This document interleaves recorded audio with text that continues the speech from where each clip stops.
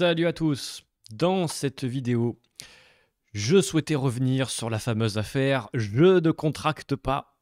Il fallait à mon sens laisser les gens s'exprimer à ce sujet.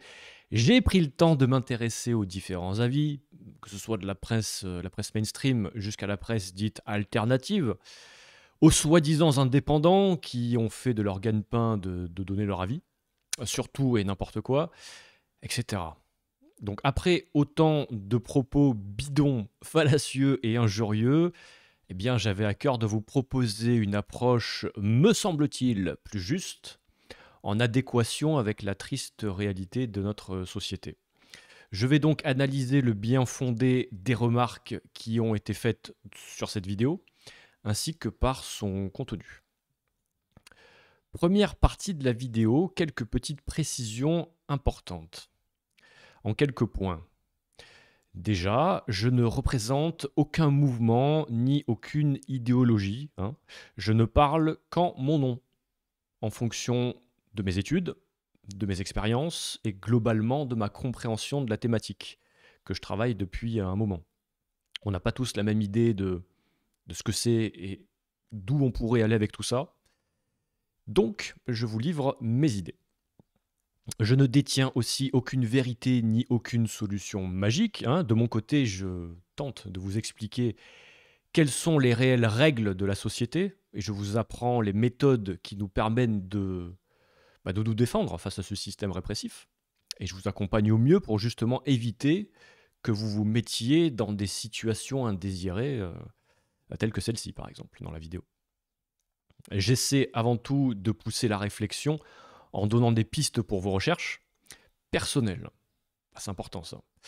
Soit d'inciter les gens à réfléchir, à faire des efforts, à aller de l'avant plutôt qu'à venir se servir tout simplement. Alors je sais que dans cette société on aime le pré-cuit, le pré-mâché, voire le pré-digéré. Mais l'émancipation, personne ne pourra la faire à votre place, ça c'est un fait. Et personne ne pourra vous défendre à votre place non plus, si vous prenez cette voie-là, évidemment.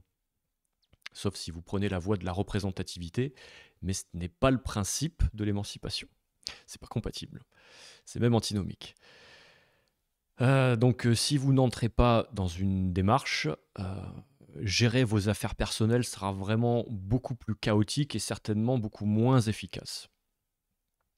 Donc, la réussite, en fait, dans ce milieu-là, elle ne dépend pas que de la technique, ni des méthodes utilisées, elle dépend notamment de votre posture, et on va beaucoup en parler dans la vidéo, et aussi de votre état d'esprit. Alors je sais que c'est pas simple à appréhender, mais si je le dis, c'est que je juge que la posture et l'état d'esprit représentent, à mon sens, une part fondamentale du processus d'émancipation. Ceci étant dit, je fais d'ailleurs une petite dédicace à Lapi La Folie, une amie graphiste qui m'a gratifié de ce joli petit logo. Et si vous recherchez une graphiste sympa, si vous recherchez de la communication visuelle, je mettrai le lien dans la description de la vidéo. En tout cas, merci à elle. Je ferme la parenthèse et on aborde la seconde partie de cette vidéo où on va s'intéresser à ce qui a pu circuler autour de l'affaire « Je ne contracte pas ». Ce qui a pu se dire par défaut de connaissance et ce qui a pu se dire d'injurieux, de fallacieux à l'encontre des individus qui se proclament libres et qui prônent l'émancipation. Je vous invite à avoir du discernement par rapport aux individus que vous suivez sur les réseaux, parce qu'on va faire le tour de quelques-uns. La pertinence a des limites, notamment celle de nos compétences. Je vais vous passer des petits extraits. Hop, je vais partager mon écran et on va parler de cet individu-là, Mazdak. Écoutez ce qu'il raconte. Bonjour monsieur, contrôle de police, vous avez grillé le feu rouge. Papier s'il vous plaît. Je ne contracte pas. Vous êtes sans doute tombé sur ce type de vidéo où des contrevenants refusent de coopérer avec les autorités en avançant des arguments lunaires du type « je ne contracte pas, je n'ai pas de personnalité juridique, je suis un être humain » ou encore que la France est une société privée. Eh bien, cette idéologie contestataire relève en réalité d'une mouvance complotiste, celle des citoyens souverains. Ce phénomène sectaire est né aux États-Unis dans les années 70 et a pour but de rejeter l'autorité de l'État et les systèmes juridiques en place. En effet, selon les citoyens souverains, les citoyens ont été frauduleusement dépossédés de leur identité à la naissance. Ils soutiennent qu'un contrat secret signé lors de l'acte de naissance transforme les individus en personnes fictives juridiques, leur permettant d'être exploités par l'État. Bien sûr, cette conspiration est dangereuse. La plupart du temps, les citoyens souverains citent un charabia qui ne repose sur aucun fondement juridique pour essayer de se sortir d'une situation litigieuse. Aux États-Unis, ce phénomène représente même une menace pour l'ordre public et pour la sécurité. Il est classé par le FBI devant le terrorisme. Enfin, pour ce qui est de la vidéo virale du couple qui ne contracte pas, sachez que l'homme va comparaître devant le tribunal le 1er octobre prochain. Il risque jusqu'à 5 ans de prison et 75 000 € d'amende.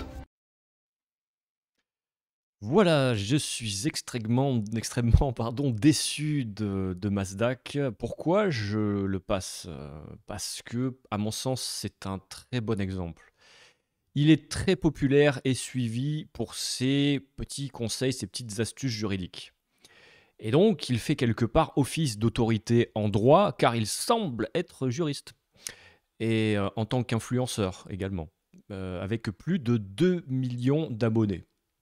Tout de même, hein. De quoi bien donc orienter l'opinion des individus qui le suivent aveuglément, hein. C'est pas parce qu'il est pertinent sur toutes les astuces qu'il nous partage qu'il l'est forcément dans tous les domaines, et notamment celui-ci. Et visiblement, il y a encore beaucoup de choses à dire. J'ai également un autre extrait à vous passer. Une autre déception, je ne vous cache pas. Laissez-moi vous partager la chose. Alors, pas ça tout de suite. On va parler de Charles Gave. Allez, je vous passe une partie de la petite vidéo que j'ai fait à ce sujet. On est entouré de couillons qui n'y comprennent rien et pourtant ils persistent à donner leur avis, à moins que ce soit des traîtres. Voici encore une interview à charge bien orientée pour vous garder captifs dans l'enclos. Quand le média, l'Institut des libertés, nous parle de liberté, ça fait flipper. Le mouvement que je connaissais pas d'ailleurs, le mouvement des Sovereign Citizens. C'est une belle bande d'allumés. Ils sont complètement cinglés. Voilà, alors ils sont complètement cinglés. Voilà, Non, il c'est faut l'État le dire. français qui a un numéro de siret. Ça me paraît. Mais je sais même pas d'où ils ont tiré cette information, comment ils ont pu la croire. Enfin, je veux dire, c'est complètement lunaire, hein. Je pense quand même on peut dire le mot gouroutisé, parce qu'il y a un peu un phénomène de secte. C'est dans le fond une ânerie, quoi. Hmm. C'est une grosse ânerie. C'est d'une imbécilité crasse. Mais je crois que dans le fond, la base de notre société aujourd'hui, c'est qu'on devient de plus en plus con. À force de vouloir être indépendant, on devient tous de plus en plus cons. Tu le dis pourtant dans ton interview. Ça ira. Alors, grosse belle déception concernant Charles Gave, qui avait quand même une certaine pertinence à mon sens, peut-être pas dans tous les domaines, mais au moins dans ceux qui le concernent, et par rapport au recul qu'il pouvait avoir sur la société. Du moins semble-t-il. Alors, évidemment, l'interview est orientée. Je vous encourage pas forcément à perdre votre temps à la regarder, mais le journaliste précise au début que l'activité est relativement plate, mais qu'il avait entendu parler de cette vidéo, et donc qu'il s'était renseigné la veille, hein, quasiment. Et il en a fait une restitution assez orientée à Charles Gave, qui forcément, le sujet amené tel quel, ne pouvait que déboucher sur ce genre de considération de la part de Charles Gave. Pour autant, quand on ne connaît pas un sujet, à mon sens, il est mieux de le préciser et de dire que je préfère ne pas me prononcer sur ce genre de choses, si ça avait été honnête, évidemment.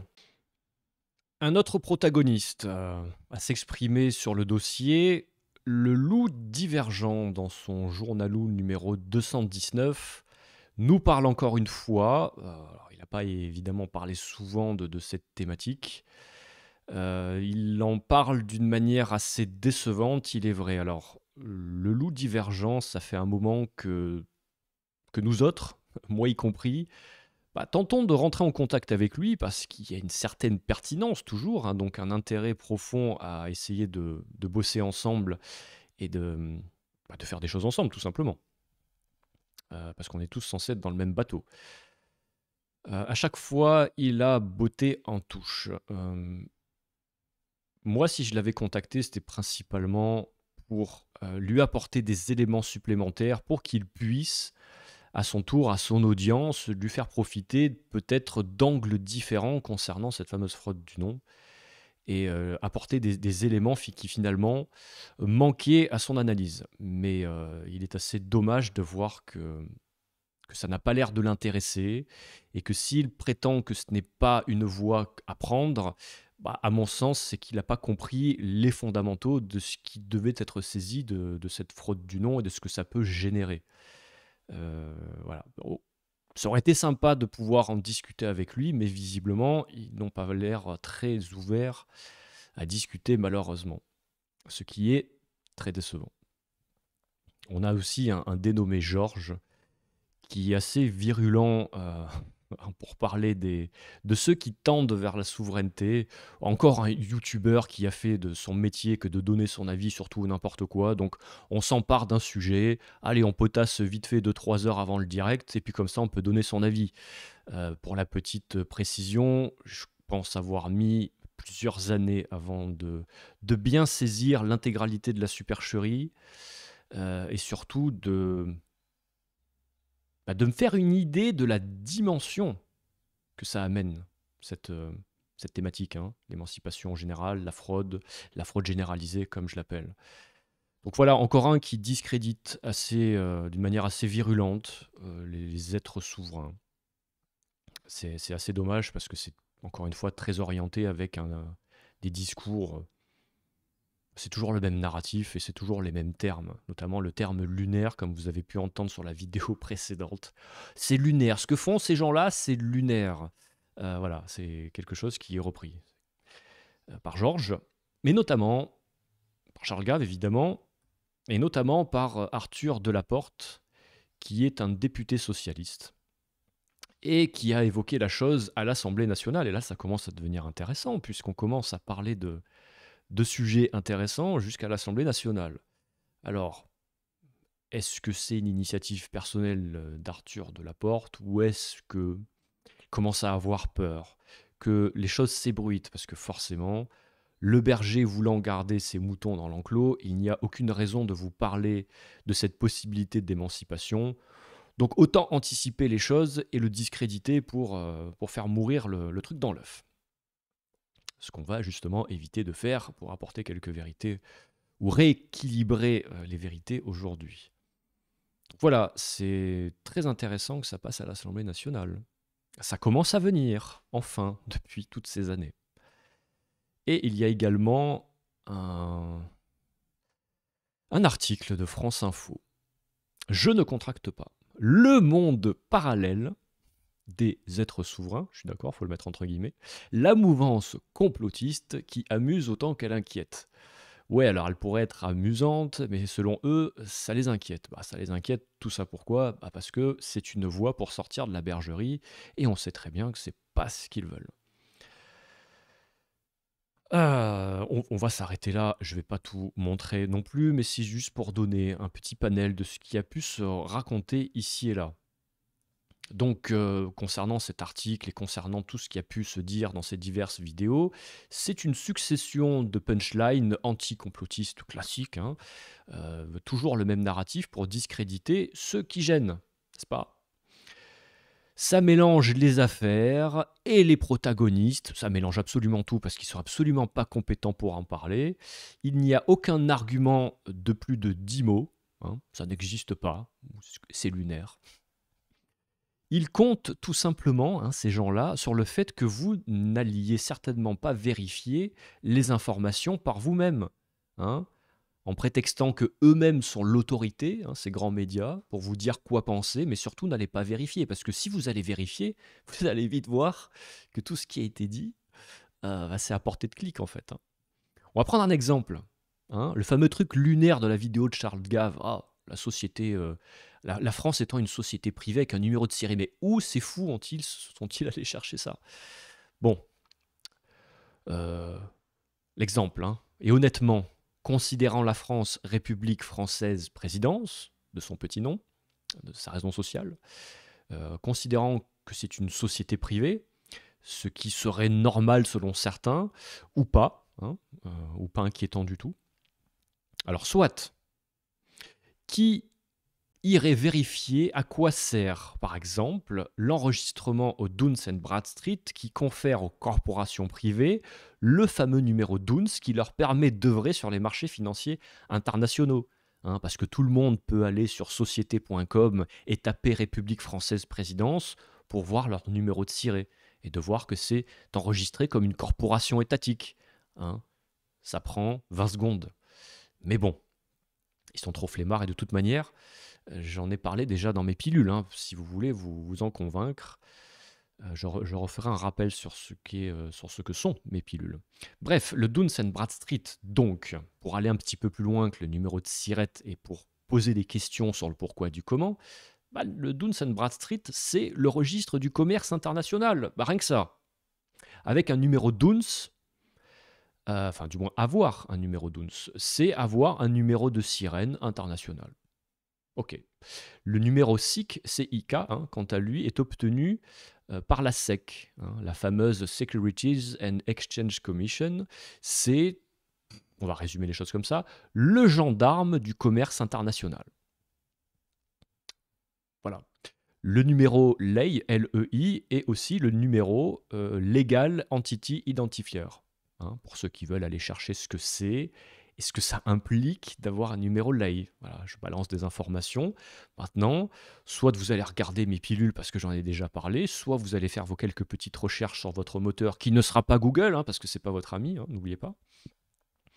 Vous allez voir que vous allez tomber sur des informations qui tiennent la route finalement et qui ne sont pas si lunaires que ça. Pas la peine d'avoir une navette spatiale pour aller trouver ces informations. Ces organismes sont aux USA et les corporations du monde dépendent de la juridiction du commerce international. Tous sont soumis à la réglementation de l'UCC, l'Uniform Commercial Code, ou en français le Code du commerce uniforme, qui porte quand même assez bien son nom, pour ceux qui vont chercher ce que c'est. Donc déjà là, vous avez des pistes pour aller fouiller par vous-même, parce qu'il ne faut pas croire ces médias sur parole, mais il ne faut pas me croire sur parole non plus, évidemment. Comme je vous l'ai dit au début sur les points importants, moi j'essaye de vous amener sur la piste. Je ne suis pas là pour vous dire des vérités, je suis là pour vous amener sur des pistes qui mènent à de potentielles vérités. À vous d'aller voir. Donc, à toutes ces différentes interventions de nos chers protagonistes, je note deux possibilités. Soit ils sont convaincus de leurs propos et agissent alors comme les fameux idiots utiles du système. Leur ignorance et leur conditionnement les fait jouer contre nous, les menant à nous discréditer. C'est malgré eux. C'est une possibilité. L'autre possibilité, c'est qu'ils soient orientés par des intérêts privés, comme de bons agents Smith, les fameuses bières de l'opposition contrôlée.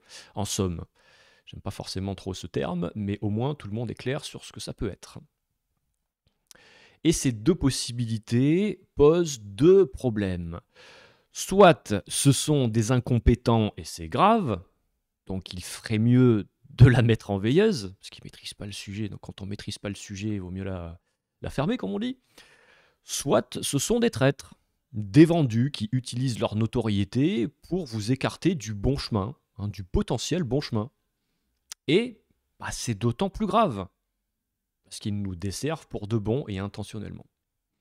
Donc voilà, ayez vraiment du discernement sur les gugus que vous suivez sur Internet. Tout n'est pas à jeter, mais plus on a de la connaissance, et plus notre discernement est aiguisé, évidemment.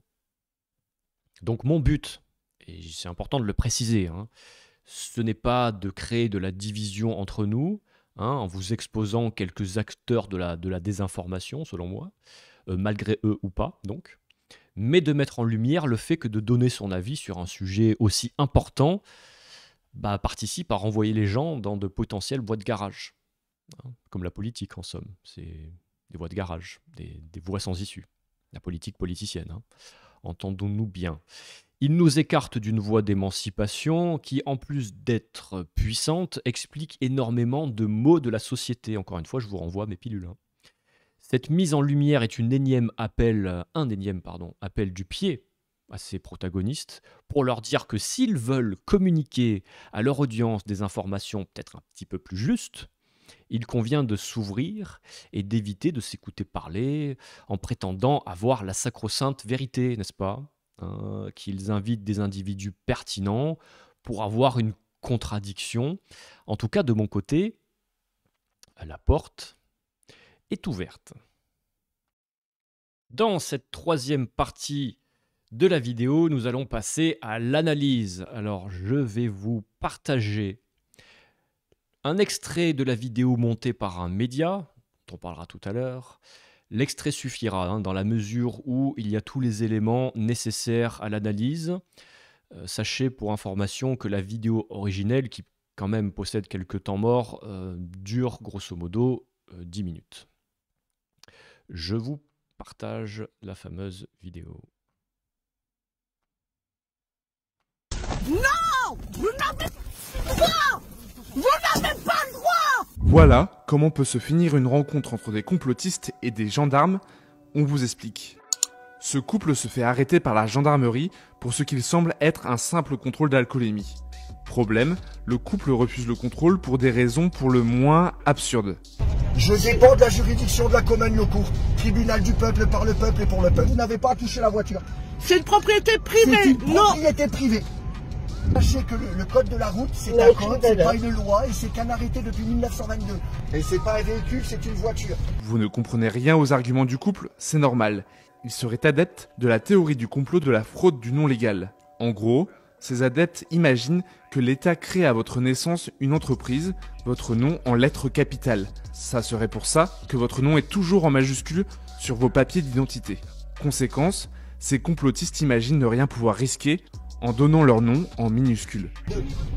Pierre de la famille Legrand par lui dire. En minuscule. S'il vous plaît. Ça vous paraît totalement délirant? Eh bien sachez qu'un site dont le nom de domaine a été déposé aux États-Unis vend même aux adeptes de cette thèse des faux papiers d'identité, avec votre nom en minuscule et à des tarifs totalement exorbitants, entre 150 et 390 €. Et vu comment se termine ce contrôle de la gendarmerie, pas sûr qu'on vous conseille d'investir. Allez!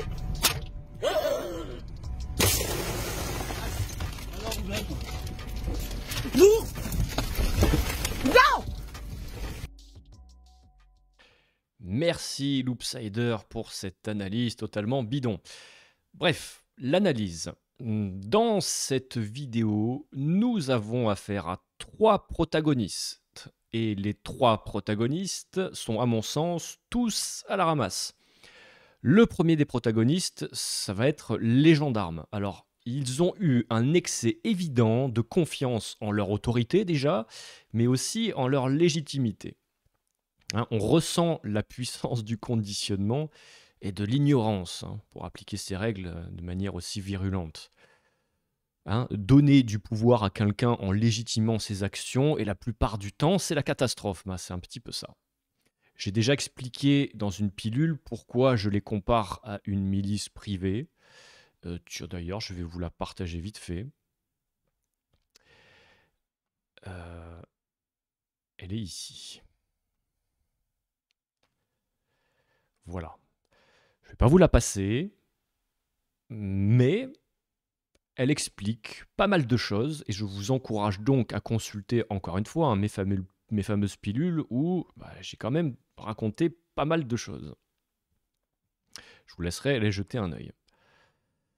Pour revenir à l'analyse, dans cette vidéo, il procède à un contrôle d'alcoolémie. Tout simple, c'est donc une arrestation arbitraire. Il n'y a donc pas eu d'infraction ni de tentative d'en commettre une. Et comme le dispose l'article 78.2 du Code pénal, il y a des raisons pour se faire interpeller. Et là, nous sommes hors de ce cadre. Je vous invite à aller regarder quelles sont les raisons dans le 78.2 du Code pénal. S'ils nous obligent, notamment de manière virulente, alors ils sortent du cadre de leur loi. Et ils engagent, de ce fait, les gendarmes, leur responsabilité pénale. Leur faute, qu'est-ce que ça a été? Ça a été la violence, la dégradation des biens, la voiture, et l'intrusion dans une propriété privée. Il y a un préjudice moral et matériel pour les, je vais les appeler comme ça, les apprentis souverains, qui sont les autres protagonistes. Mais pour conclure sur ces gendarmes, ils n'ont visiblement, parce que j'ai pu en voir, aucune connaissance de la thématique. Hein. C'est quand même à prendre en considération hein, pour notre approche. Et visiblement, une relative connaissance des lois. Ils se réfèrent à des codes, et j'ai déjà expliqué, hein, mais les codes ne sont pas des lois. Aussi, à aucun moment, un décret ou quoi que ce soit d'autre ne peut prévaloir sur une loi. Hein. Là aussi, il y a des choses à aller fouiller. D'ailleurs, les gardiens de la paix honnêtes nous expliqueront comment se passe leur prise de fonction. Hein.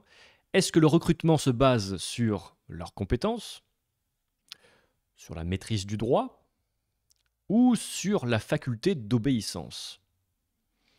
Je leur laisse répondre. Les deuxièmes protagonistes de l'histoire, ce sont donc les apprentis souverains. Alors, je constate de leur part un défaut de connaissance, il est vrai. Une application prématurée ouais, des principes d'émancipation. Ils sont peut-être allés un petit peu trop vite eu égard à leur connaissance. Et également donc, et c'est ce qui arrive un petit peu souvent quand on tombe sur ce genre d'informations, un excès de confiance. Hein. Et notamment, et c'est là où le défaut primordial pour moi, hein, c'est une très mauvaise posture, le type de posture qui mène en hôpital psychiatrique. Pourquoi? Parce que bien souvent, quand on extrapole, quand on va trop loin, quand on raconte des choses que les gens en face qui prétendent avoir une certaine autorité ne saisissent pas ou ne peuvent pas saisir, on pourrait être taxé de fou furieux. Et donc, légitimement, ils pourraient demander une expertise psychiatrique pour nous faire évaluer. Hein, c'est un test d'alcoolémie. Ces gens-là racontaient des choses visiblement imperceptibles pour les gendarmes. À ce moment-là, ils auraient pu éventuellement imaginer, hein, en toute honnêteté pourtant, que ces apprentis souverains étaient sous l'emprise de drogue, d'alcool ou que sais-je. Ou tout simplement des déséquilibrés mentaux qui pourraient porter préjudice sur la route. Hein. C'est là où c'est malheureusement possible dans cette vidéo que ces apprentis souverains discréditent la cause. Mais ça, j'y reviendrai. Donc, la manière importe grandement, la manière dont on s'y prend pour communiquer avec des gendarmes. Hein. Ce que nous disons doit être extrêmement précis, cohérent et compréhensible. Ce n'est pas parce que vous pensez en savoir plus que les forces de l'ordre qu'il faut faire le fanfaron, ça c'est évident. Et attention, ne pas entrer dans une idéologie. Déjà, l'idéologie de base, c'est pas très bon, mais ne pas rentrer dans une idéologie qui mène à se sentir libre d'agir en toute impunité. On ne peut pas faire n'importe quoi. Et moi-même, je ne peux pas tout cautionner, et je ne cautionne vraiment pas tout dans cette vidéo. Mais ça, j'y reviendrai. On va analyser ce qui a été avancé par les apprentis souverains. Pierre et Laetitia de leur prénom, donc, hein, parce que c'était pas caché. Qu'est-ce qu'ils nous ont dit? Déjà, je ne contracte pas. Ils ont parfaitement raison dans le fait où cette matrice commerciale, toutes les interactions que l'on a dans cette matrice commerciale sont des contrats. Alors aussi fou que cela puisse paraître, c'est le cas. Je reprends un exemple hein, que j'ai déjà donné et qui est quand même assez parlant. Lorsque vous recevez à la maison un avis d'imposition, c'est une offre contractuelle. Et ouais. Et vous acceptez le contrat en remplissant l'avis d'imposition qui n'est qu'une proposition de racheter une dette qui, on sait, n'existe pas. Voilà, je ne vais peut-être pas forcément rentrer dans les détails, mais voilà les raisons pour lesquelles ils précisent qu'eux ne voulaient pas contracter avec des policiers des gendarmes, qui voulaient prendre autorité sur eux pour, dans le meilleur des cas, faire ce que doit faire toute corporation privée, générer des bénéfices. Hein. J'en reviens aux gendarmes qui, parfois, je ne vais pas forcément m'avancer, mais je les laisserai s'exprimer pour certains ex-gendarmes qui peuvent prouver leur ex-fonction, parce que j'imagine que les gendarmes actuels n'oseront peut-être pas forcément en parler, mais ceux qui partent en mission pour payer les salaires, n'est-ce pas? Ça paraît logique. Bref, voilà pourquoi il précise « je ne contracte pas ». Ceci dit, ce n'est absolument pas comme ça qu'il fallait procéder selon moi. Hein, ce n'est pas en disant de manière assez soutenue, on va dire, je ne contracte pas. Non, parce qu'on ne peut pas saisir, de la part des gendarmes qui n'étaient pas au courant de cette dynamique-là, ils ne pouvaient pas comprendre qu'est-ce qu'il a raconté, ces apprentis souverains. Donc, ce n'était pas la chose à faire, même s'il y a de la justesse dans le fond, hein, du pourquoi, du comment ils ont commencé à dire qu'ils ne contractaient pas. Ils ont dit également « Je suis de la juridiction de la Common Law Court ». Bah, là aussi, c'est une erreur dans la mesure où, attention, parce que nous dépendons en France de la juridiction de la République, n'est-ce pas? Nous ne dépendons pas de la Common Law. La Common Law qui est le droit commun principalement appliqué dans les pays anglo-saxons du Commonwealth, donc qui ne nous concerne pas directement. Et c'est là où on fait des amalgames, où on commence à se planter en disant que oui, effectivement, la fraude du nom, ça vient des États-Unis ou d'Angleterre ou je ne sais où. Et du coup, on mélange un petit peu tout. La common law, c'est le droit commun anglo-saxon. La common law court, c'est censé être un tribunal populaire qui s'appuie sur la juridiction de la common law. Donc on ne peut pas appartenir directement à la juridiction de la common law court. Ça déjà, ça n'a pas de sens. Bon, il y a beaucoup à dire sur le sujet, mais déjà, ça remet les choses en place. Ils nous disent ensuite, le code de la route n'est pas une loi. Eh bien oui, le code, du moins les codes, ne sont pas des lois. Un code n'est pas une loi, c'est comme ça. Ce sont des règles à respecter pour le bien de tous et à aucun moment, alors c'est pas parce que ce ne sont pas des lois que pour autant on ne doit pas respecter le code de la route. Pour certains trolls sur le web et ailleurs qui pensent que quand je fais quelques pilules sur les excès de vitesse, etc., je vous laisserai découvrir, dire que je légitime les chauffards à faire n'importe quoi, mais c'est un raccourci complètement débile. On ne doit pas faire n'importe quoi, et c'est vraiment pour ça aussi que je fais cette vidéo, c'est pour remettre les choses dans leur contexte. C'est pas parce qu'on se prétend libre, souverain, qu'on ne dépend pas forcément des lois de la République dans certaines conditions que l'on doit faire n'importe quoi. Évidemment qu'il faut apprendre à conduire et à respecter les règles, parce que le code de la route est quand même bien fichu et qui fonctionne très bien, et si tout le monde le respectait, il y aurait supposément aucun problème sur la route. Ou beaucoup moins. Mais voilà, un code n'est pas une loi. Ensuite, ils nous disent je suis dans une voiture et c'est une propriété privée. Bah oui, au même titre que votre maison, c'est votre propriété privée. Et bien votre voiture, c'est, on va dire, pour ceux qui comprendront, vous êtes soi-disant propriétaire de votre maison, mais soi-disant aussi propriétaire de votre voiture, ce qui en fait donc une propriété privée, tout simplement. Ils nous disent également ce n'est pas un véhicule, c'est une voiture. Ce qui peut faire sourire. Mais on va se pencher sur la définition des mots. La définition de véhicule, c'est un engin mobile servant au transport de personnes et de marchandises. Autrement dit, nous ne sommes pas des personnes, nous ne sommes pas non plus des marchandises, et jusqu'à preuve du contraire, nous ne pratiquons pas le commerce. Tout simplement, un véhicule est un engin commercial. Et oui, si on s'intéresse aussi à la définition de voiture, même s'il est rentré dans le langage courant et qu'on travestit le langage courant, dans les vieux dictionnaires, on trouve des définitions peut-être un petit peu plus justes. Une voiture étant un moyen de transport consistant en une caisse montée sur des roues, tout simplement. Ensuite, ils nous disent « Je m'appelle Pierre de la famille Legrand par oui-dire », tout en minuscules. Alors, il différencie bien la personne, donc l'entité légale, régie par un cadre légal, de lui-même, être vivant. Et il a parfaitement raison. Alors, tout en minuscule, par contre, c'est une des façons d'écrire le nom des humains. Pourquoi? Parce qu'il y a la manière d'écrire le nom de sa personne et il y a la manière d'écrire le nom de son être, comme l'écriture alternée. Majuscule au début de chaque nom propre, puis minuscule attaché, propre à notre alphabet latin, qui se différencie de ce qu'on pourrait appeler le légalais ou le tout capital, parce que les majuscules et les capitales, ce n'est pas du tout la même chose. Le tout capital, c'est la typologie des sociétés, d'une, et de deux, il induit le capitis diminutio, qui est une façon d'écrire les noms complets des personnes, en fonction de leur statut dans la société.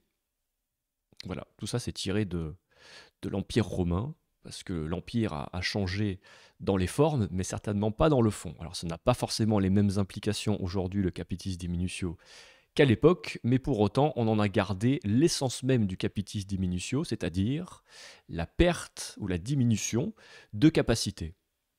Pour la matrice, vous êtes présumé incapable. Incapable de quoi? Incapable juridiquement. Et c'est pas si faux que ça. Mais bon, la grossière erreur étant de dire « je ne contracte pas » et de donner son identité. C'est vraiment une grossière erreur, puisque c'est ce qu'ils attendent pour enclencher le protocole de verbalisation.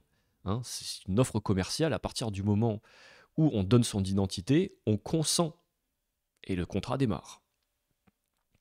Qu'est-ce qu'ils nous disent ensuite? Je ne veux pas me soumettre au contrôle d'alcoolémie. Là, on se confronte vraiment à des termes qui ont pu les faire sortir de leur gond. Possiblement parce qu'ils n'ont pas été en phase avec le terme soumission. À quel moment doit-on se soumettre à un contrôle d'alcoolémie? C'est la question. Donc, qu'est-ce qu'il faut leur demander à ces gendarmes? Leur demander quelle est la légitimité pour que je me soumette, entre guillemets, à un contrôle d'alcoolémie.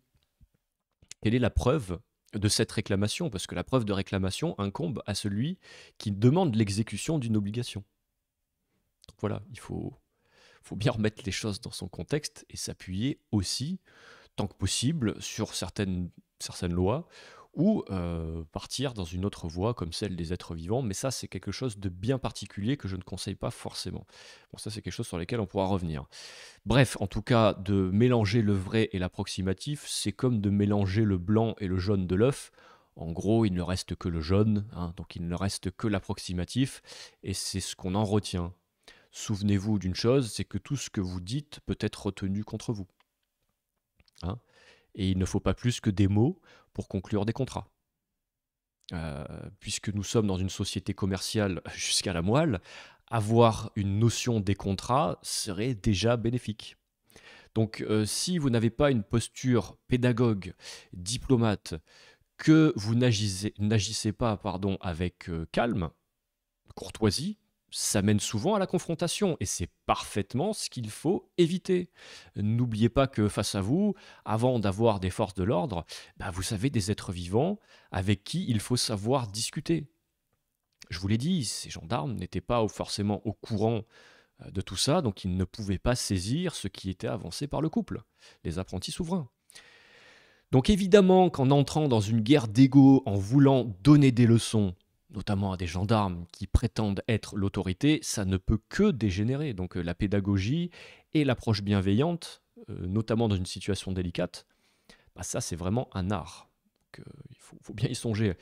J'aimerais quand même faire un rappel par rapport à tout ça, un rappel important, même si je semble être parfois dur dans mes propos, cash ou droit au but concernant les gardiens de la paix entre autres, l'objectif étant de bousculer avec malgré tout quelques vérités qui secouent.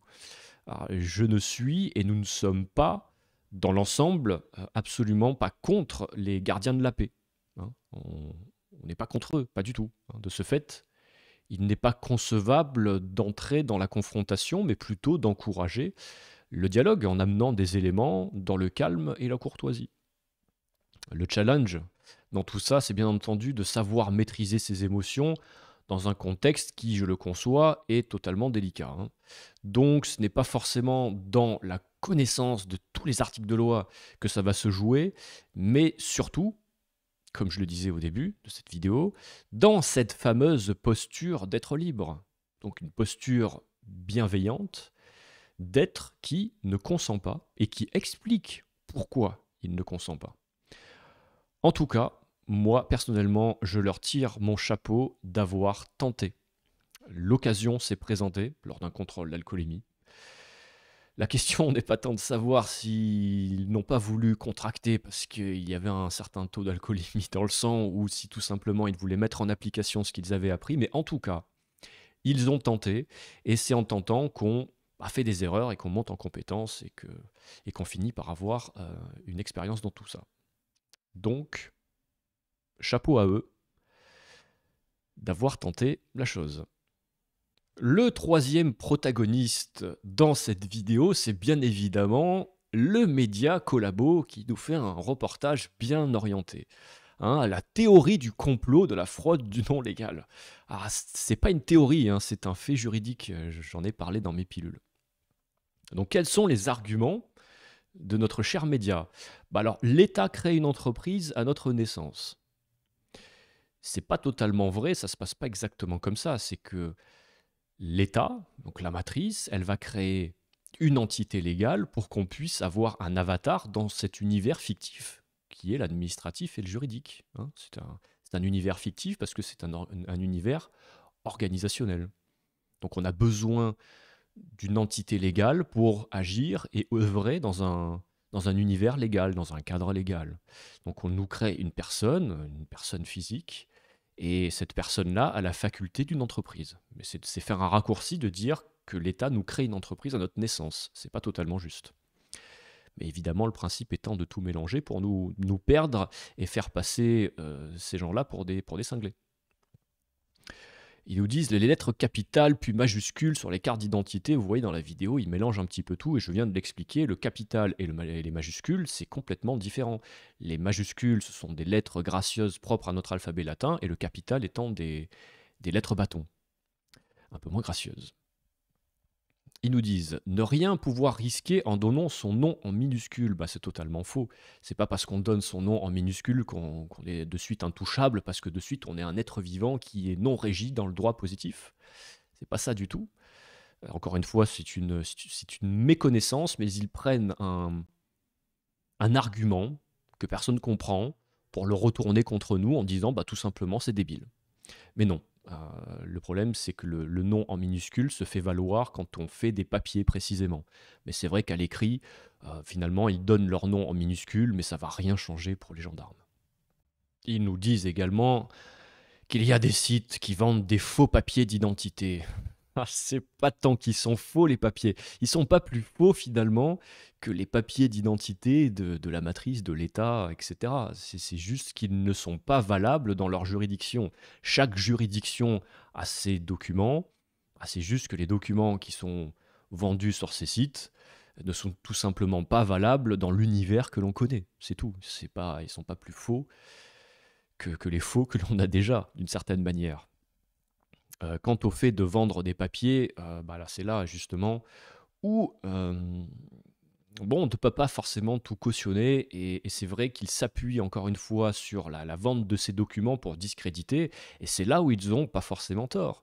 C'est qu'à partir du moment où on vous vend du rêve, on vous dit que oui, en achetant ces fameux documents, vous allez être protégé sous une autre juridiction, vous allez vous enregistrer ailleurs, et donc voilà, vous allez pouvoir être sous l'égide d'un autre organisme, etc. Bon, c'est de la poudre aux yeux, hein, c'est de la fameuse poudre de perlimpinpin. Aujourd'hui, on n'a pas forcément les moyens de nos ambitions. Ça ne veut pas dire que ça n'existe pas.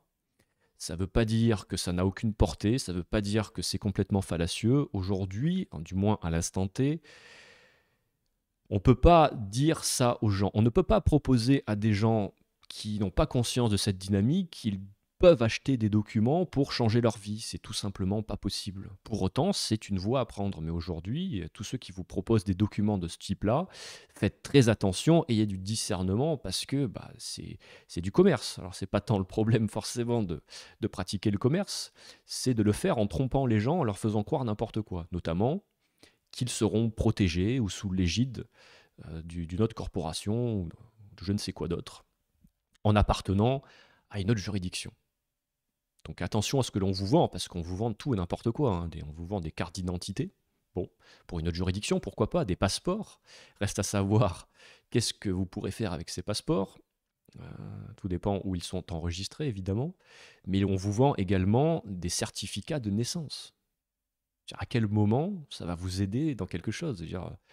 On sait très bien qu'il y a une fraude à l'acte de naissance, et je pense que certains profitent de la crédulité de certains pour leur vendre des documents en leur disant oui, mais l'acte de naissance est un contrat, c'est quelque chose de faux, donc moi je vais t'en vendre un vrai, ou je vais te vendre celui qui dépend de la juridiction de la common law par exemple. Mais c'est absolument pas valable. Ça par contre, malheureusement, les médias s'emparent d'un point et nous enfoncent. Donc j'en appelle à votre discernement pour ne pas acheter n'importe quoi. Je souligne aussi qu'il parle des sovereign citizens, donc des citoyens souverains, ce qui est un terme complètement antinomique. Bon, je l'ai déjà précisé, mais citoyen et souverain, ça va tout simplement pas ensemble, parce que citoyen, c'est l'esclave de la matrice. Donc ça ne peut pas coller avec la notion de souveraineté. C'est comme quand on vous propose la souveraineté au niveau politique, hein, la souveraineté républicaine, ça veut absolument rien dire. Donc voilà, on utilise la souveraineté à toutes les sauces parce qu'au niveau marketing, ça passe bien. Mais c'est vraiment pas juste. Donc ces médias prétendent que cette théorie du complot induit que les fameux donc, citoyens souverains jugent avoir le droit de ne pas obéir à l'État ou d'agir en toute impunité. Mais il n'est pas là le sujet. Encore une fois, il mélange tout en prétendant qu'on ne veut pas obéir à l'État. Mais c'est pas tant qu'on ne veut pas obéir à l'État, c'est que pourquoi on obéirait à l'État? Quelle est la légitimité de l'État? Pourquoi on devrait être contraint par l'État? Il doit y avoir, logiquement, une explication. Et c'est l'explication que l'on attend. Vous pratiquez le commerce sans nous le dire. Vous êtes complètement illégaux sur plusieurs points. Donc ce que l'on veut, nous, c'est la preuve de réclamation. Si vous nous réclamez quelque chose, on veut la preuve de votre légitimité, donc donnez-la nous. Et généralement, ils ne nous la donnent pas. Dans un système qui serait, je pense, transparent, il n'y aurait aucun problème à démontrer les choses, à montrer les textes de loi, à montrer les implications, à montrer ce que l'on a signé. Mais encore une fois, et ça c'est la base, hein, c'est la racine, vous n'avez pas consenti, jusqu'à preuve du contraire, à être citoyen de la République et donc à avoir des droits, pourquoi pas, et surtout des obligations, tout en sachant que non, nous avons de moins en moins de droits et de plus en plus d'obligations. Voilà, d'où elles viennent ces obligations. À quel moment la matrice, l'État, nous oblige? À quel moment elle a la légitimité de nous obliger? Posez-vous juste la question et posez-la autour de vous. Vous allez voir, ça bug. Donc nous avons un énième média collabo qui n'attend que ça, hein, que de pauvres bougres, apprentis souverains, fassent des erreurs pour se saisir de l'affaire et la montrer en exemple aux crédules en leur racontant n'importe quoi. Donc ces crédules y verront des cinglés qui font précisément n'importe quoi. Donc oui, selon moi, les apprentis souverains n'ont pas bien procédé. Ils ont le mérite d'avoir essayé, ils ont eu le courage de le faire, je pense qu'on peut les applaudir pour ça, mais malheureusement, il y a eu des failles. Malgré eux, à vouloir donc trop hâtivement se proclamer souverain et jouer avec des règles qu'ils ne maîtrisent pas de bout en bout, ils participent indirectement à discréditer une voie d'émancipation. À mon sens, cette vidéo n'aurait jamais dû être mise en ligne sur Internet. Hein. Encore que, bon, le buzz peut être bénéfique. Visiblement, il y a plusieurs millions de vues, c'est très bien.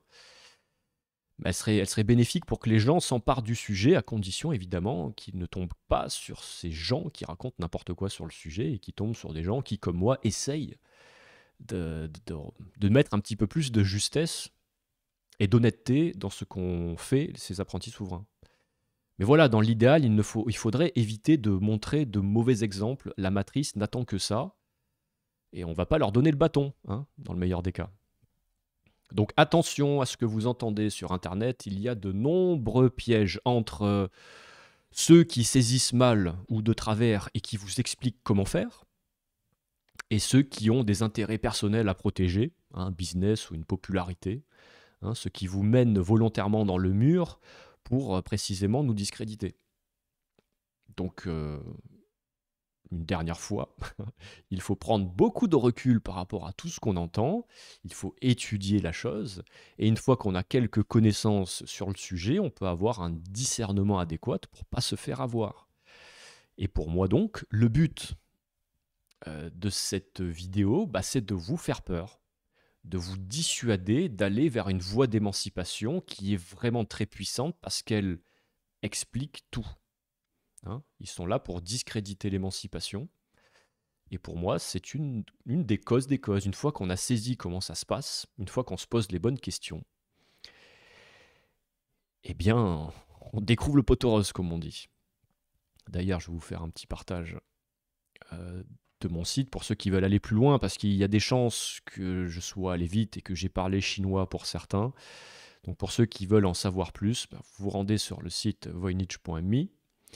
Vous allez précisément... Alors, il y a une foire aux questions où je réponds aux questions qui me semblent essentielles et qu'on m'a souvent posées. Il y a énormément de réponses dans la foire aux questions. Je vous laisse découvrir tout le site, mais également les pilules, les vidéos. Donc les fameuses pilules, quand je fais référence aux pilules, je fais référence à des vidéos courtes et percutantes qui sont censées éveiller la curiosité. Je ne vais pas faire de la pédagogie en 2 minutes. Certains me disent « Oui, mais tu ne vas pas suffisamment loin. » Oui, mais c'est pour vous ouvrir, pour que vous alliez vous convaincre tout seul. Ce n'est pas moi qui vais vous convaincre. Ne me croyez pas sur parole. Moi, je suis juste là pour vous dire « Voilà, il y a un chemin à prendre.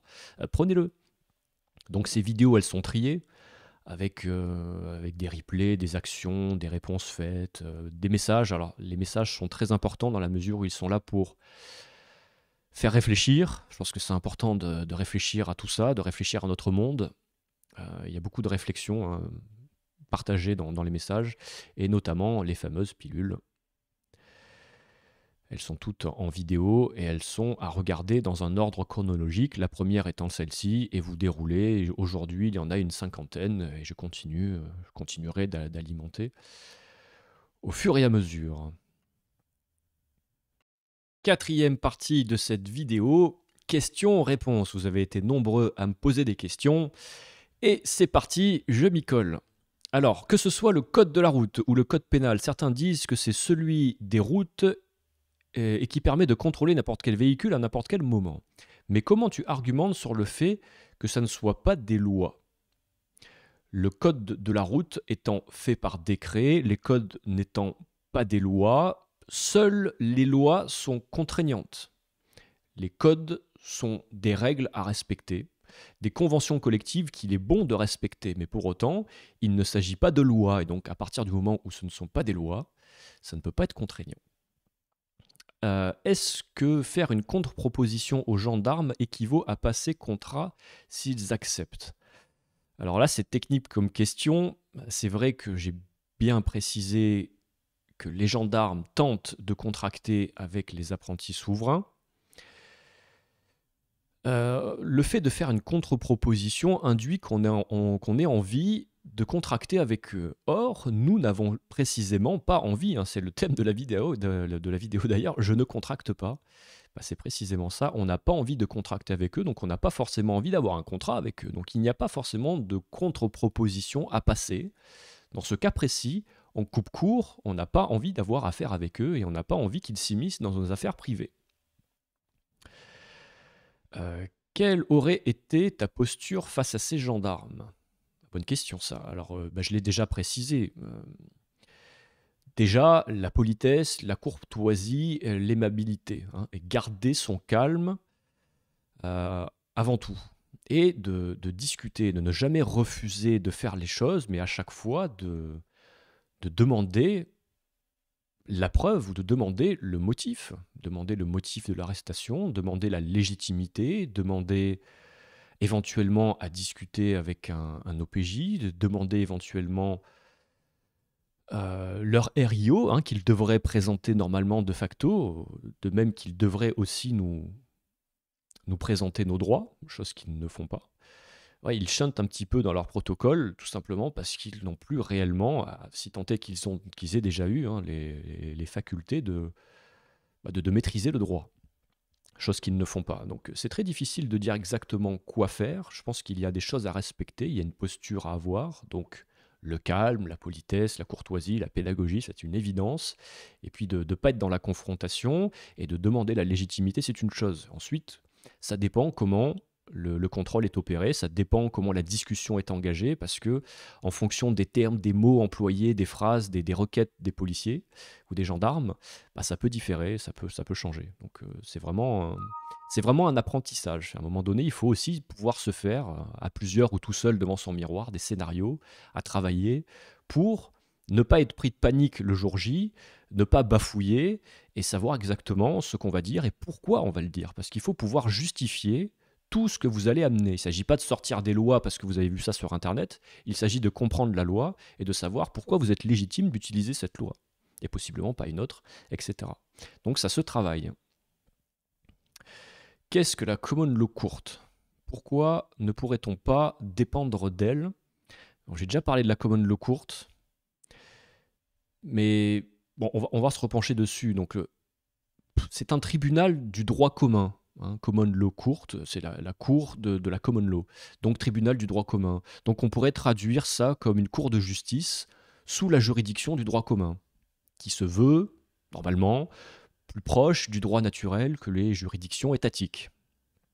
Donc il existe plusieurs common law courtes, et elles ne dépendent pas toutes de la première ambassade établie à Dundee en Écosse. Hein. Attention à ceux qui prétendent être une succursale de la common law courte et qui vous proposent de vous enregistrer pour vous vendre du rêve, des documents, de la soi-disant protection, etc. Hein, si elles ne sont pas rattachées à la common law courte originelle, qui est jusqu'ici bien menée, prenez vos gardes. N'allez pas vous enregistrer n'importe où sous prétexte qu'on vous vend que les êtres vivants s'enregistrent ici parce que je ne sais quoi d'ailleurs. Donc si vous voulez être sous une autre juridiction, il serait nécessaire au préalable de quitter l'actuelle en faisant ce qu'on appelle sécession. On fait sécession quand on n'est plus en accord avec la juridiction sous laquelle on est né, par exemple. Parce qu'on n'a pas choisi, évidemment, hein, je vous l'ai dit. Hein. Donc les juridictions, c'est pas à la carte. Hein, ça ne se choisit pas comme ça. C'est plus pointu que ça. Donc la common law courte ou la common law toute simple, c'est pas une immunité diplomatique. Hein. Ne dites pas ça au prochain contrôle routier. Ouais, je suis de la common law ou je ne sais quoi. Hein. Une soi-disant immunité diplomatique qui permettrait de faire n'importe quoi. Notamment si vous vous enregistrez n'importe où.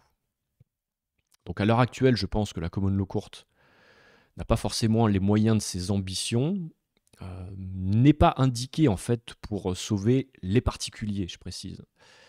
Mais ça peut être un projet sérieux à travailler, effectivement. Si personne n'y met du sien pour proposer et faire adopter une autre juridiction plus juste, on restera toujours sous tutelle de la juridiction actuelle. Donc c'est une évidence. Une juridiction, pour qu'elle soit mise en place, il faut qu'on soit nombreux à la faire reconnaître. Pour moi, c'est une voie à travailler collectivement comme une association qui aurait pour but de proposer une juridiction plus en adéquation avec le vivant. Mais voilà, hein, ne rêvez pas, ce n'est pas en vous enregistrant quelque part et en ayant des documents d'une autre juridiction que vous êtes forcément à l'abri. Faut bien comprendre ce qu'on fait quand on le fait. Donc ne faites rien si vous ne savez pas ce que vous faites. Ça, c'est super important. Pour faire appliquer et reconnaître une juridiction, pour qu'elle soit applicable pour les particuliers, il va sérieusement falloir bosser individuellement d'abord, puis collectivement ensuite. Hein, désolé, mais il n'y a pas de magie dans l'émancipation, c'est du travail. Aujourd'hui, ceux qui œuvrent pour la common law courte originelle, ils ne vont pas pouvoir défendre tout le monde. Déjà, ils sont en train de mettre des choses en place. Ça fonctionne pour quelques individus avec des très gros dossiers, mais voilà, on ne va pas pouvoir s'occuper de tout le monde et c'est évident. En même temps, dans l'émancipation, on appelle en premier lieu à savoir gérer ses propres affaires, à être indépendant. Donc à se gérer soi-même. Et c'est à nous de créer une œuvre collective. C'est pour ça que je suis là aussi, à vous encourager, d'une à vous émanciper, mais aussi à vous émanciper de manière individuelle, mais aussi à vous pousser un petit peu à réfléchir sur la puissance d'une organisation collective. Donc la fameuse stratégie d'émancipation collective. Aurais-tu des astuces et des textes de loi pour ne pas payer des amendes que l'on reçoit pratiquement tous les mois ? J'aime pas ce genre de questions. Non, j'ai pas d'astuces, parce que ce ne sont pas des astuces. Moi, je ne fais pas du Masdac, des astuces pour gagner 20 balles ou gratter 20-30 balles ici et là. Non, c'est pas des astuces. Clairement, c'est pas des astuces. C'est de la méthodologie, c'est de la stratégie à appliquer. L'émancipation, c'est un cheminement. Un cheminement, c'est quelque chose que l'on pratique généralement toute sa vie. On évolue toute sa vie sur le chemin de l'émancipation. Donc il n'y aura pas d'astuce pour les amendes, encore que j'en ai balancé quelques-unes sur mes réseaux. Ça reste des petites astuces pour les embêter. Mais si on veut vraiment stopper tout ce qu'il y a d'illégitime et si on veut arrêter de se soumettre à ces différentes contraintes illégitimes, il faut rentrer dans une démarche Donc il faut apprendre des méthodologies, réfléchir à sa stratégie, savoir ce que l'on veut faire, etc. Et savoir où on va. Donc non, c'est pas juste en brandissant quelques textes de loi qu'on va y arriver. Ça dépend de la situation. Pour les dossiers simples, la loi est claire. Le problème, c'est qu'eux-mêmes n'appliquent pas leur propre loi. Donc au bout d'un moment, on est bloqué. Donc il faut qu'on trouve d'autres stratagèmes, d'autres méthodes. Et c'est ce qu'on travaille. Est-ce qu'avec ton accompagnement, il est possible d'appliquer certaines choses assez rapidement, avec précaution, naturellement? Apprend-on à utiliser le compte de sûreté? Alors, le compte de sûreté. Alors, oui, dans l'accompagnement que je propose, effectivement, il est possible d'aller beaucoup plus loin, beaucoup plus vite et en parfaite sécurité. Pourquoi? Parce que les études, je les ai faites à votre place. Les expérimentations, je les ai faites. Je me suis planté, je me suis fait piéger aussi, je suis passé partout. Donc je sais à peu près à quoi m'en tenir aujourd'hui. Et plutôt que de laisser les gens autonomes dans la démarche, ce qu'ils peuvent parfaitement faire, et ce que j'encourage aussi à faire, tout le monde peut s'en sortir, mais moi ça m'a mis des années avant d'en arriver à un certain niveau. Et si je peux accompagner et vous rendre autonome assez rapidement, voilà, c'est ce que je propose directement dans mon accompagnement. L'objectif, c'est pas de faire pour vous, évidemment. C'est mauvais vendeur ce que je vais dire, mais c'est pas moi qui vais gérer vos affaires. Moi, ce que je vais vous apprendre, c'est à être autonome. Ce qu'on fait, ce que je dis généralement, c'est que durant ces 14 heures d'accompagnement, on va essayer de se bricoler des ailes. Et à l'issue de l'accompagnement, je vous encouragerai à voler de vos propres ailes. Donc, bien sûr, il faudra bricoler de belles ailes pour ne pas se planter. Mais évidemment, aussi, ce qui est important de savoir, c'est quand on rentre dans l'aventure, on reste ensemble dans l'aventure. C'est pas je fais l'accompagnement, merci, au revoir, j'ai fini, adieu, bonne chance. Non, l'idée c'est de rester vraiment proche et de s'entraider avec une communauté. Et apprend-on à utiliser le compte de sûreté? Oui, tout en sachant que si certains vous proposent de faire des choses pas très clean avec les dettes, et notamment d'utiliser le compte de sûreté, faites attention aussi. C'est efficace dans certaines conditions, mais voilà, pour moi, tout ce qui est compte de sûreté, alors j'ai déjà parlé du compte de sûreté, je ne vais pas revenir dessus, mais pour ceux qui savent, ne prenez pas forcément cette voie, parce qu'avant de partir sur la décharge sur les comptes de sûreté, il y a tout un truc à mettre en place en amont, et c'est super important de légitimer le fait de taper dans le compte de sûreté. Donc voilà, pour moi, c'est la dernière cartouche que j'apprends quasiment à la fin, parce qu'avant tout ça, il y a tellement de choses à faire, tellement qu'on s'y intéresse vers la fin, et c'est vraiment pas la voie la plus appropriée, et je trouve que c'est vraiment une erreur absolue de proposer ça à des débutants, parce que imaginez si on faisait tous ça, et demain le système boucherait ses failles, et il serait plus possible d'utiliser le compte de sûreté. Donc, c'est pas la voie, clairement c'est pas la voie. En dernier recours, ça peut aider, mais c'est clairement pas la voie.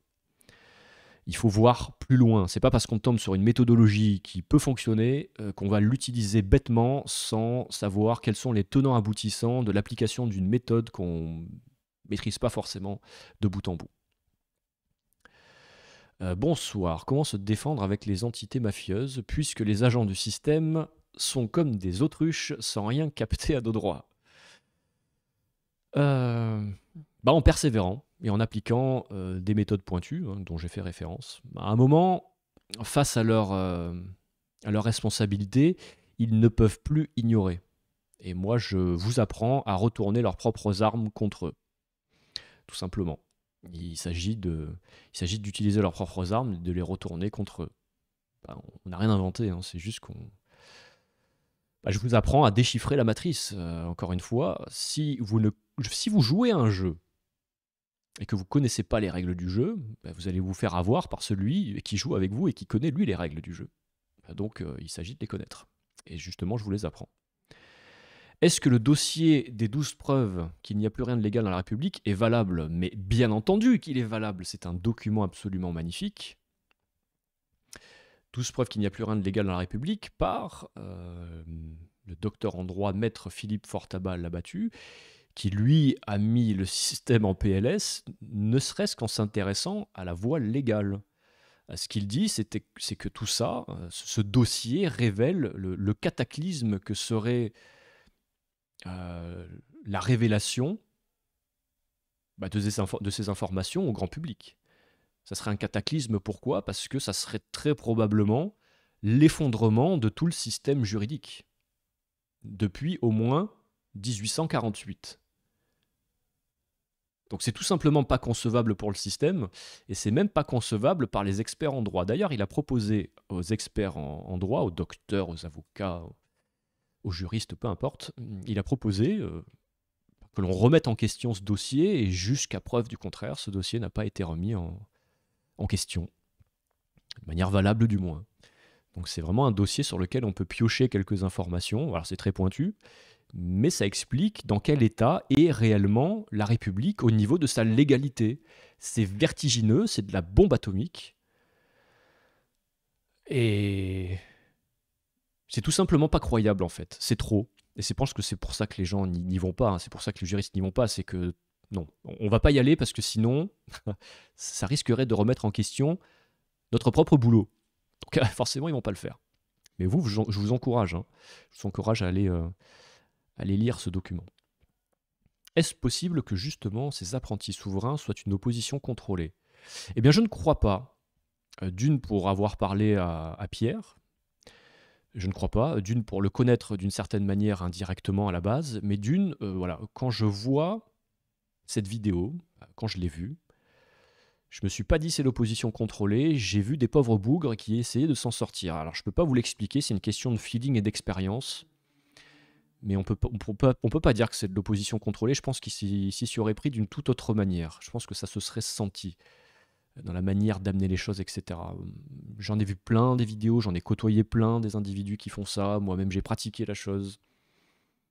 Et ça se ressent, donc je vais pas mettre ma main à couper, évidemment, mais mon sentiment, c'est que ce sont des gens engagés, ce sont des gens qui ont compris, ce sont des gens qui en ont marre, ce sont des gens qui étaient en colère et qui ont fait sentir cette colère à ces gendarmes. Et à aucun moment, je pense que c'est de l'opposition contrôlée. Mais bon, on n'est jamais sûr de rien. Quoi penser de Russell J. Gould et de la grammaire quantique? Alors c'est très bien, c'est une manière de... Alors, c'est très bien, mais c'est très pointu. C'est-à-dire que c'est pas la première chose sur laquelle je dirais aux gens de s'orienter pour comprendre la chose. Je dirais que ça serait plus pour les experts, une fois qu'ils ont bien maîtrisé la chose, pour moi, c'est une confirmation, la grammaire quantique. C'est une confirmation que tout ça est frauduleux. C'est une manière de déchiffrer les contrats par les mathématiques, par le déchiffrage. Bon, je ne vais pas rentrer dans les détails, mais... je ne suis pas forcément là aujourd'hui pour m'adresser aux experts. Que penses-tu de filmer la conversation pendant un contrôle de police? Eh ben, écoute, c'est ma recommandation. Voilà, tout simplement. À partir du moment où vous vous faites arrêter, que ce soit pour appliquer des principes de souveraineté ou pas, filmez. Hein, il vaut mieux. Tu recommandes un pays pour vivre mieux? C'est vrai que la France, c'est quand même un sacré pays de vendus et de collabos. Ouais, on peut le dire. Hein. Donc c'est peut-être pas le meilleur endroit à vivre, même si la France est un pays magnifique, mais ils l'ont fait tomber en ruine. Hein. Ça aussi, on peut se l'avouer. Donc je ne peux pas forcément recommander un pays, ça dépend. Moi, je dis que la matrice est partout. L'herbe n'est pas forcément plus verte ailleurs, bien que. Ça dépend, il faut y trouver son compte. Plus vous allez dans un pays... Moins il y a d'administration dans un pays, moins il y a de matrice, on va dire ça comme ça. Moins il y a de surveillance, et plus vous êtes tranquille. Et pour autant, après, il y a plein de facteurs qui rentrent en jeu, comme la culture, le climat, etc. Donc je ne vais pas forcément recommander. Ma recommandation principale, c'est de s'intéresser à comment fonctionne le pays, quelle est sa juridiction. Est-ce que c'est un État totalitaire bien affirmé? Est-ce que c'est un État totalitaire... Est-ce que c'est une pseudo-démocratie comme chez nous? Il faut s'intéresser un petit peu à tout, mais il n'y a pas vraiment de pays à privilégier. Moi, j'ai pas forcément envie d'en privilégier plus que d'autres. Ni de donner des fausses pistes à partir du moment où moi-même, j'y suis pas forcément allé. Jusqu'à quelle hauteur peut-on se défendre seul face à l'État? Eh ben, on peut se libérer de toutes les contraintes étatiques tout seul. Oui, on peut aller jusqu'au bout, tout seul, à condition d'avoir les connaissances et les compétences pour, évidemment, la confiance et la conscience nécessaires. Là où ça devient intéressant, c'est quand on se met à plusieurs à appliquer ces principes. Là, on devient un réel rouleau compresseur. C'est ce que j'ai expliqué sur la juridiction. Bah, si on était plusieurs en mesure d'appliquer et de faire appliquer une juridiction, eh ben, on serait capable de faire vraiment des merveilles. Donc, à titre individuel, on est déjà vraiment très bon, mais à titre collectif, je pense qu'on, comme on dit, on torche le game. Que penses-tu de la claim of life? Pourquoi en anglais? Claim of life, se proclamer être vivant. Alors c'est vrai qu'il y en a beaucoup qui confondent un petit peu tout là. Parce qu'on est dans un système qui nous considère comme étant morts. On est mort à la naissance, comme si on était mort-né quelque part, comme si on était des vaisseaux, des navires, donc sans vie. Et donc il faut proclamer qu'on soit vivant. Alors c'est pas inutile dans la mesure où si vous avez un petit côté spirituel, oui, on envoie par exemple des messages à l'univers, voilà, on se proclame vivant, on fait les choses pour être dans une certaine forme d'énergie, pour manifester les choses dans l'univers. Mais en termes administratifs, se déclarer vivant auprès des autorités, ils n'en ont rien à faire. Tout simplement parce qu'ils ne sont pas bêtes, ils savent très bien que derrière les personnes, il y a des êtres vivants qui les animent, tout simplement. Donc ça dépend ce qu'on veut faire, voilà. Je dis pas qu'est-ce que tu penses de la claim of life, j'en pense que ça dépend ce qu'on veut faire. Il n'y a rien qui est inutile, mais il y a des choses qui sont plus efficaces que d'autres en fonction de ses objectifs. Est-ce que le mieux ne serait pas de vivre sa vie et ne pas interagir? Il y en a beaucoup qui disent ça. Il y en a beaucoup qui disent il suffit de tourner le dos au système, de l'ignorer pour qu'il s'effondre de lui-même. Ouais, je pense que c'est quand même naïf ça. C'est naïf parce que la matrice, elle nous court après. La matrice, elle va pas oublier ses esclaves. Donc, il y en a beaucoup qui partent dans des écolieux, qui montent des ZAD, etc. Et ils se font démonter. Ils se font démonter parce que la matrice ne supporte pas que l'on s'émancipe. Donc, si on part, elle viendra nous chercher à un moment donné. Elle discrédite les mouvements. Rappelez-vous la secte du Temple solaire, c'était à l'époque, je crois que c'était dans les années 90, le fameux suicide collectif de la secte du Temple solaire. Oui, c'était facile de les faire passer pour des fous furieux dans l'idéologie spirituelle New Age, mais bon, c'était facile aussi à l'époque de camoufler ça d'un suicide et de s'en débarrasser, tout simplement parce que ces gens-là prenaient tout simplement l'émancipation à tous les niveaux. Voilà, donc vivre sa vie, oui, ne pas interagir, oui, mais attention, ils ne vont pas nous oublier. Donc il ne faut pas oublier qu'eux ne vont pas nous oublier. Parce que les implications de l'acte de naissance sont tout simplement énormes. Et ils ne vont pas renoncer à leur gagne-pain. Et leur gagne-pain, c'est quoi? C'est nous. C'est nous la matière première dans cette société. C'est nous qui ramenons l'argent. L'argent, aujourd'hui, est indexé non pas sur l'or, les métaux précieux, l'argent est indexé sur l'être vivant et sa capacité à travailler. Voilà, il faut le savoir. Comme ça, au moins, vous saurez pourquoi il nous court après.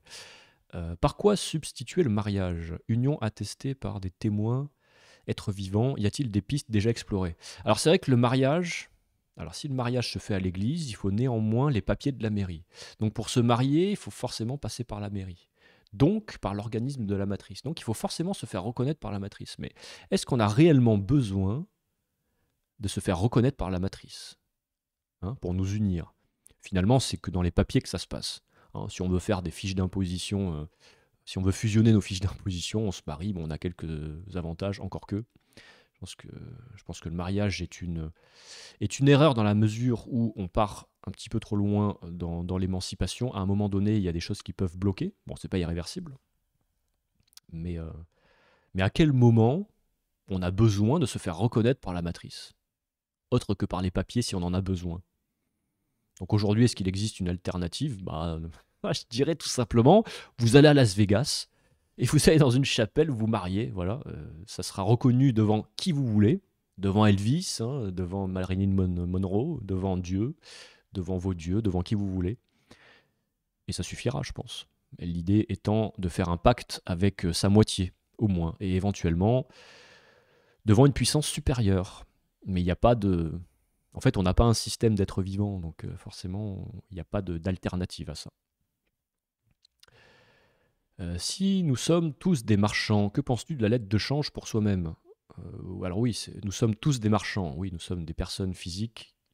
Nous avons la possibilité d'utiliser des personnes physiques qui sont considérées comme des sociétés, donc on pourrait considérer qu'on est des marchands, ouais. Des lettres de change sont des effets de commerce. Alors les utiliser pour soi-même, je ne vois pas exactement à quoi tu fais référence dans cette question-là, mais tu peux les utiliser. C'est conforme à la matrice. J'ai été confronté à un avocat qui m'a expliqué qu'il était naturel que les organisations gouvernementales soient enregistrées au Dun & Bradstreet. Cela n'avait rien à voir avec le fait que ce soit, disons, société privée. Est-ce que tu peux en dire plus à ce sujet? Je crois que j'ai déjà répondu à ça. Oui, on est capable de dire que... c'est tout simple, hein, de dire que oh, ça n'a pas d'implication réelle. Bah oui, il faut le démontrer. J'en ai parlé du Dun & Bradstreet, de la SEC, du numéro LEI, et du fait qu'ils œuvraient sur les marchés financiers internationaux, et le fait qu'il n'y ait plus d'organismes publics. Il n'y en a pas, ça n'existe pas, tout simplement. Cherchez-les, ça n'existe pas. Ils sont tous enregistrés en tant que société privée. Ils œuvrent tous sur les marchés financiers internationaux.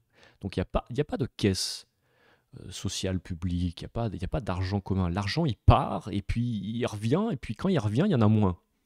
Bref, il y a beaucoup de questions à poser par rapport à ça, et j'ai déjà traité ça au-dessus. Un petit peu avant dans cette vidéo. Et au sujet des plaques d'immatriculation personnalisées, souveraineté, entre guillemets.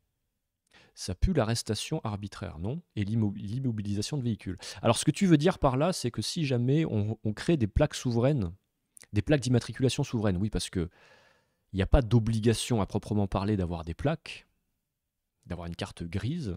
Ça, c'est des règles du système, hein, mais il faut pousser pour savoir. Il ne faut pas s'offusquer de ce que je dis, il faut aller chercher pourquoi je dis ça. Mais donc oui, la question est posée pour... si jamais on fait des plaques personnalisées, est-ce que ça pue l'arrestation? Bah oui, à partir du moment où tu ne respectes pas les règles, à partir du moment où il y a marqué, admettons, souverain sur la plaque, bah oui, tu vas te faire arrêter de façon arbitraire. Arbitraire, encore que, tu vas te faire arrêter parce que tu ne respectes pas leurs règles, parce que tu es sur leur route privée. Donc forcément, ça leur pose problème. Donc oui, il y aura immobilisation du véhicule. Donc moi, ça c'est une action que je réfléchis depuis longtemps, mais tout simplement, on n'est pas suffisamment nombreux. Parce que si demain on était plusieurs milliers à déambuler dans les rues d'une ville, par exemple, en voiture, hein, pas en déambulant, mais en roulant dans les rues d'une ville, avec 1000 voitures qui se suivent sans plaque d'immatriculation, ou avec des plaques perso, et qu'on savait expliquer pourquoi on faisait ça, en démontrant l'illégalité, l'illégitimité du système, etc., bah, qu'est-ce qu'ils pourraient faire? Pas grand-chose. Et en plus, ça ferait une pub gigantesque pour ça. Parce que les gens doivent, à un moment donné, s'informer. Donc c'est bien beau de faire les choses sur les réseaux, mais à un moment donné, il faut peut-être aussi sortir dans la réalité, distribuer des tracts, rouler dans les rues en s'affichant quelques petits trucs sur les vitres, etc. Bref, une action intéressante à faire, mais qui nécessite une belle coordination et une belle organisation. Autre question. Quelle est la preuve irréfutable que les impôts sont une société privée? Bah, je viens de le dire juste au-dessus, tout est privé.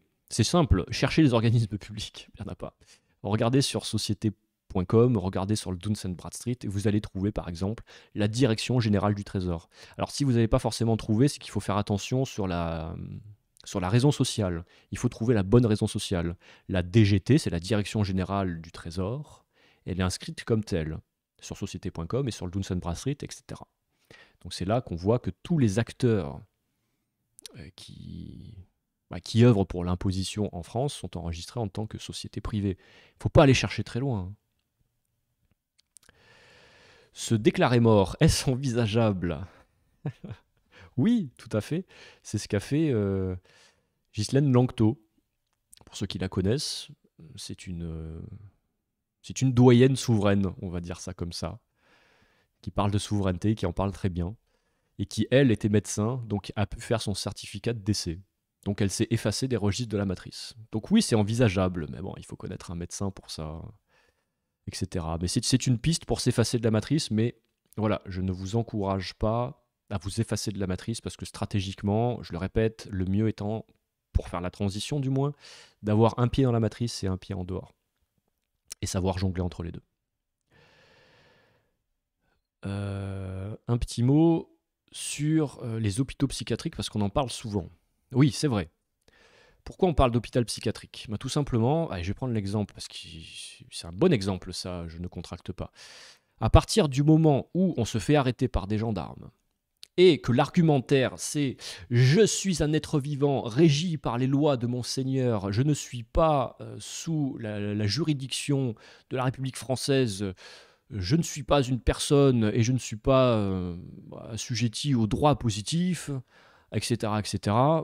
Bon, je pense qu'honnêtement, les gendarmes, quand ils entendent ça, ils se disent mais c'est quoi ce cinglé? Donc, les gendarmes ne sont pas au courant. Partons du principe qu'ils ne sont pas au courant. Ils entendent quelqu'un dire ça sans être pédagogue, sans être patient, avec peut-être avec une façon de le dire vraiment, on va dire musclée, appuyée, incisive. Bah, ils vont penser tout simplement que potentiellement l'individu est sous emprise de drogue ou d'alcool. Donc la mission du gendarme, c'est de neutraliser cet individu pour qu'il ne puisse pas potentiellement porter préjudice à d'autres. Donc si on voit des cinglés sur la route, il est de notre devoir de les arrêter. Mais voilà, mais si on joue aux cinglés, bah, il ne faut pas s'étonner qu'on finisse avec une expertise psychiatrique et qu'on finisse en hôpital psychiatrique. Il y en a beaucoup qui y sont allés. Bah, on les connaît. C'est un petit milieu. Hein. On les connaît et on n'est pas étonné de savoir qui y est allé. Généralement, c'est les colériques et ceux qui ont fait valoir des choses qui sont un petit peu à côté de la plaque pour le système, évidemment. Nous, on sait ce qu'on dit, mais le faire valoir face à des gens qui ne comprennent pas, encore une fois, ce n'est pas la méthodologie. Je serais bien disposé à suivre ta formation, mais mon souci, c'est que si mon conjoint ne me suit pas, dans l'aventure, ça risque d'être compliqué. Tu en penses quoi? Alors, je suis complètement d'accord. Je suis complètement d'accord quand on est à deux. S'il y en a un qui prend le chemin de l'émancipation et l'autre ne le prend pas, ça va créer possiblement des distances, des discordes, et à un moment donné, ça va clasher. Parce que ceux qui vont vers l'émancipation, généralement, bah, on y va, quoi. Et quand on y va, à un moment donné, c'est comme quand on tire une corde. Au bout d'un moment, la corde, elle est tendue. Donc, si on va plus loin, ça pète.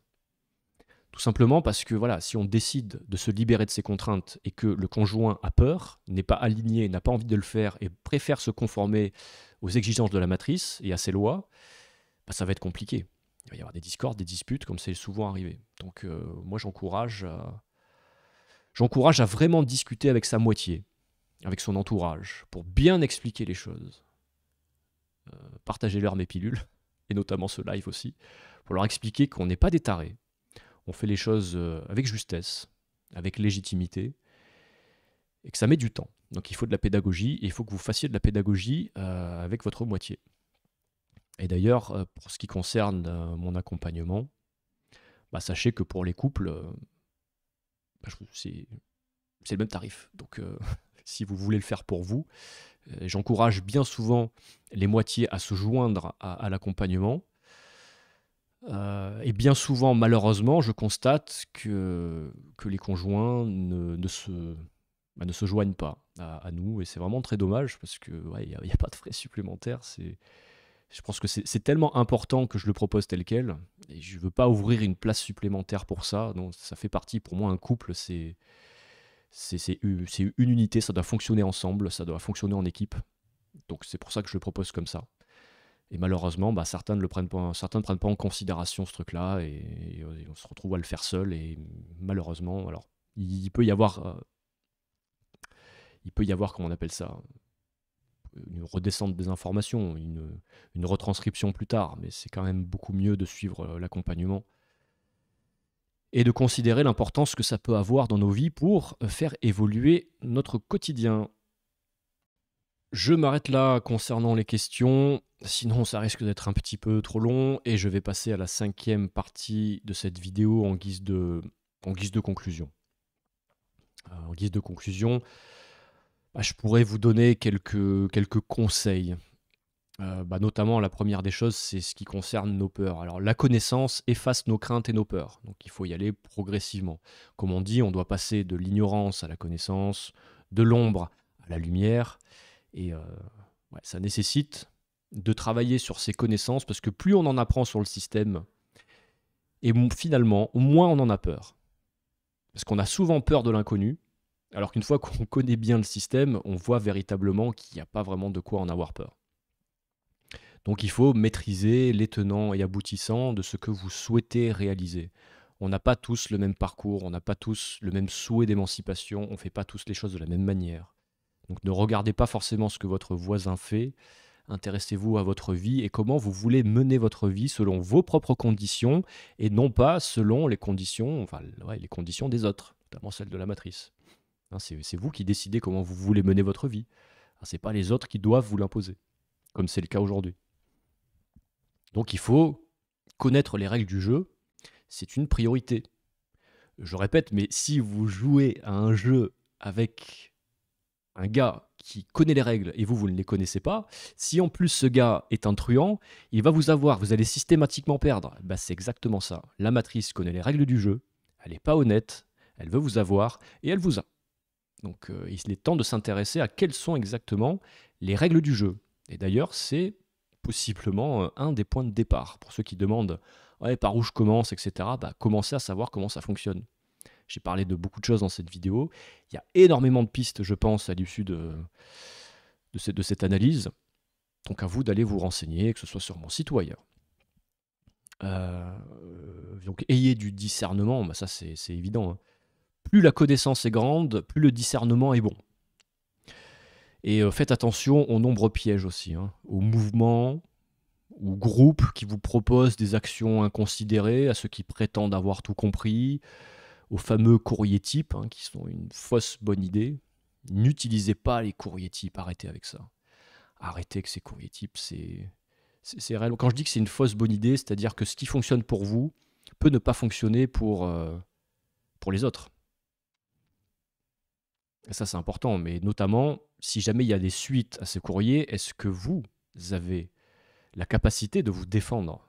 Le problème, il est là bien souvent. C'est « Ah, j'ai trouvé un courrier pour ne plus payer mes impôts, je l'ai envoyé et je suis dans la mouise. » Effectivement, parce que tu ne sais pas ce que tu as fait et tu l'as fait quand même. Et ensuite, à la fin, tu n'es pas capable de gérer les retombées de cette action-là et tu en payes les pots cassés.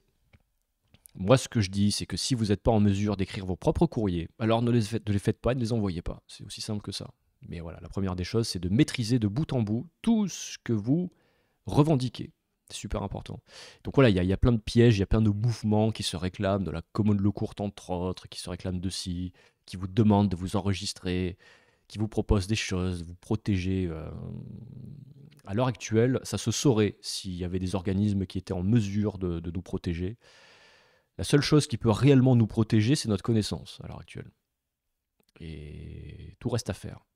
Donc même s'il y a des bons mouvements, il faut avoir du discernement quant à ça. Parce que la matrice sait que l'on s'émancipe. Elle sait par quelle voie on s'émancipe. Donc elle rebouche les failles.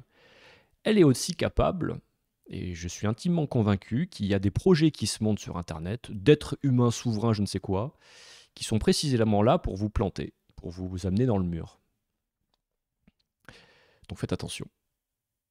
Donc voilà, partagez cette vidéo pour contrebalancer les analyses bancales, les vidéos à charge et toutes ces interventions complètement fallacieuses qu'on a pu voir notamment, mais il y en a plein d'autres. Et si vous êtes convaincu par mon analyse, bah alors soutenez ceux qui œuvrent pour l'émancipation collective. Hein, donnez-nous le soutien nécessaire pour que notre voix porte sur les médias alternatifs et possiblement mainstream, hein, aussi déprimants l'un que l'autre sur le sujet malheureusement. Il est temps de remettre un peu de justesse dans tout ça.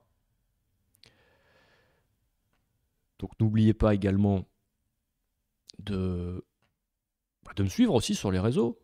Hein, vous avez mes réseaux sociaux en haut. Telegram étant mon réseau privilégié de communication avec tout le reste, Instagram, YouTube et compagnie. C'est sur Telegram que ça se passe principalement, parce qu'il n'y a pas d'algorithme, parce que c'est un espace de liberté, il n'y a pas encore... certains prétendent qu'il y a de la censure, oui, c'est arrivé, enfin c'est pas forcément de la censure à proprement parler, mais c'est encore un espace de liberté, et il n'y en a pas beaucoup sur la toile. Vous retrouverez également dans les liens de la description tout ce qu'il faut, tout ce qui a été traité, et également tous mes réseaux. Donc allez regarder un œil dans la description de cette vidéo. Je vous remercie pour votre attention. surtout, prenez soin de vous. J'insiste une dernière fois, ayez du discernement. N'allez pas trop vite, ne jugez pas trop vite, n'agissez pas trop vite. Prenez le temps de vous renseigner, prenez le temps de fouiller, prenez le temps d'étudier. Ça vient relativement vite à partir du moment où on est privilégié. Merci pour votre attention. Je vous dis à bientôt. Et comme dirait l'autre, restez branchés.